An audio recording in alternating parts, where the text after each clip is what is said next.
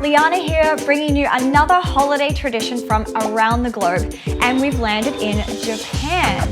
Japanese New Year is celebrated with Toshikoshi Soba, a delicious noodle dish that's supposed to bring you peace, love, and good fortune. We had to make our very own version of the recipe with Explore Cuisine.